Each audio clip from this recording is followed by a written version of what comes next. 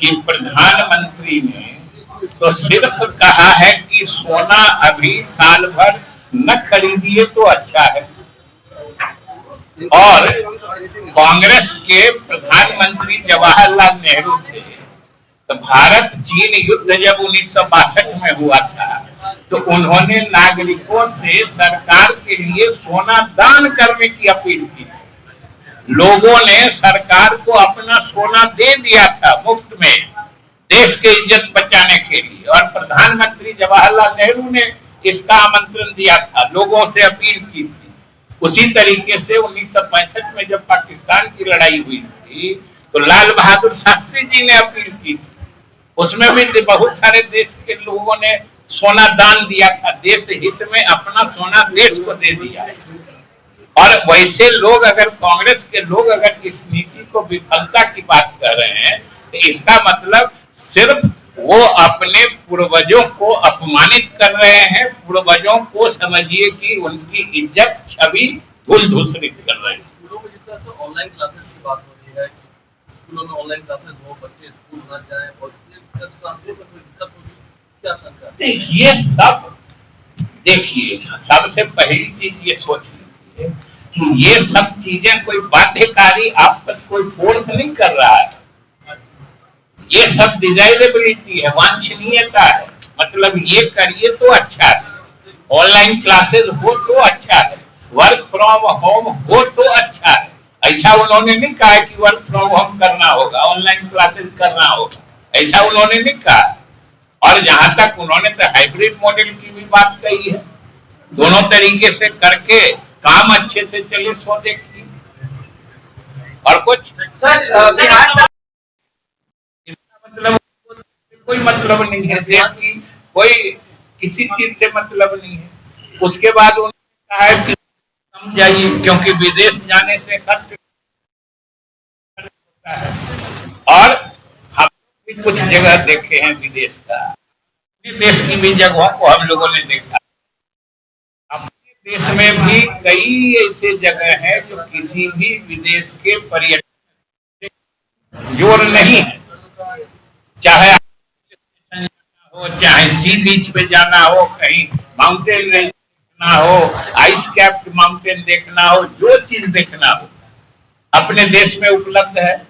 और अगर आप कुछ दिनों के लिए, और उसमें भी जान लीजिए, सबसे बड़ी बात है कि ये जो इस तरह का संकट आया है, ये कोई उसके लिए भारत अपना देश जिम्मेदार नहीं, ये दुनिया का संकट है। खाड़ी में जो युद्ध चल रहा है, पूरे दुनिया में ये संकट है, सभी देश अपने अपने ढंग से इसका उपाय कर रहे हैं, आप देख रहे हैं। तो उसलिए अगर प्रधानमंत्री ने कहा है तो यह स्वागत योग्य है, और ये समझदारी का प्रतीक है।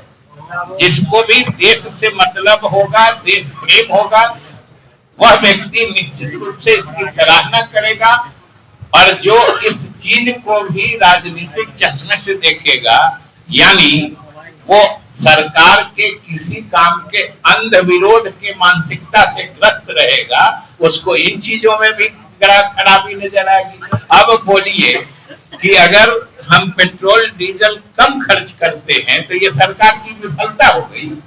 अगर आप घर में थोड़ा कम खर्च करके पैसा बचाते हैं, आप ही के परिवार में सेविंग होता है, तो ये आपकी विफलता हो गई। ये कहाँ का पैमाना है भाई?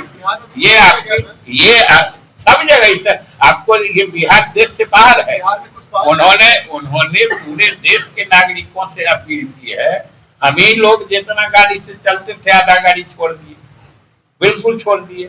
और ये आदमी को अपने आदत का हिस्सा बना लेना चाहिए।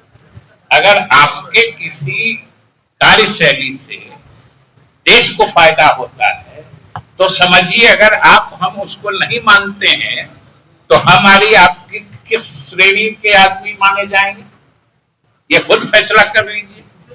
और अगर सोना आप 6 महीना साल भर नहीं खरीदते हैं तो ये विफलता क्या है? विफलता की तो कोई बात नहीं है। अगर विदेश, क्या देखने विदेश जाते हैं लोग बताइए जो अपने देश में नहीं है? ठीक है, जाना कोई बुरा नहीं है, जाना चाहिए ना, प्रधानमंत्री ने मना किया, लेकिन उन्होंने कहा है कि फिलहाल जो पूरे दुनिया में संकट आया हुआ है खाड़ी युद्ध के कारण, और खाड़ी युद्ध तो एक तरह से पूरे दुनिया में थोपा गया है, और भारत सरकार की उसमें सराहनीय नीति रही है, और भारत सरकार की नीतियों की प्रशंसा पूरे विश्व में हो रही है। भारत सरकार का शुरू से मानना है कि यह अनावश्यक युद्ध है, इस युद्ध को तत्काल बंद होना चाहिए, और अगर ये नहीं बंद हो रहा है, चाहे दोनों पक्ष में जिनकी भी कमजोरी रही हो, जिनके भी कारण ये युद्ध रुक नहीं रहा है, तो उसका खामियाजा तो पूरा दुनिया भुगत रहा है, भारत पर भी असर पड़ रहा है। और अगर हमारे आपके थोड़े से अपने आदत में सुधार करने से देश का इतना बड़ा भला हो रहा है, तो यह समझदारी का परिचायक है कि विफलता का परिचायक है, ये सोच का दिवालियापन। लेकिन कांग्रेस सर कह रही है कि प्रधानमंत्री एक आदमी सर कांग्रेस